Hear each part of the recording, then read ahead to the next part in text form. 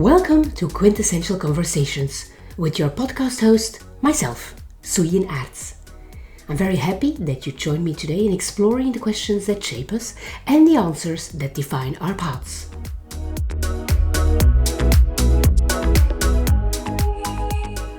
In this second episode, I ask myself the question, when does micromanagement go too far? And if you think about micromanagement, just the word itself triggers strong reactions. We've all heard how bad it is, how it kills creativity, discourages autonomy, and drains motivation. But is all micromanagement bad, is what I ask myself. Or is there a thin line between controlling too much and caring just enough? And this question stuck with me after listening to a podcast where Simon Sinek spoke with Airbnb CEO Brian Chesky.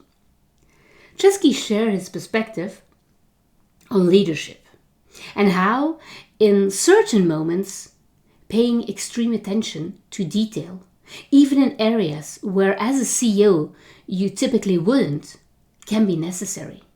And it made me reflect on the nuance of micromanagement. The truth is, I think, that not all micromanagement is destructive. There is a difference between obsessing over the wrong details and ensuring that details reflect the bigger vision. So great leaders, in my opinion, don't just delegate and disappear. They stay involved where it matters.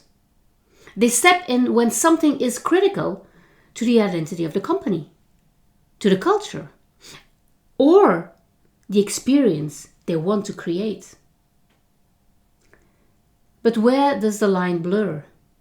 When does involvement become suffocating? When does attention to detail become a lack of trust? When does leadership turn into control? The key, I believe, is intention. If a leader micromanages out of insecurity, fear, or a lack of trust in their team, it can very quickly turn toxic. But when it's done with purpose, when it's about setting a high standard, reinforcing values, or ensuring something truly essential is executed well, it can, in my opinion, be a tool for excellence. So maybe the real question isn't whether micromanagement is good or bad, but rather, are we micromanaging the right things for the right reasons?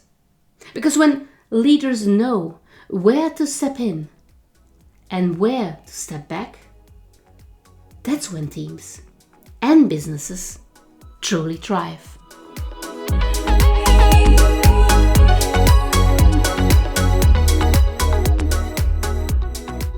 Very happy that you've listened to the second episode of my podcast, Quintessential Conversations. As you probably know, this podcast will evolve over time, and to find out more about that, please keep listening to my weekly episodes. And if you like this podcast, you can just click the bell and you will be warned when a new episode is coming up. But as you know, it's every Friday that you can count on my Friday thoughts. See you next week.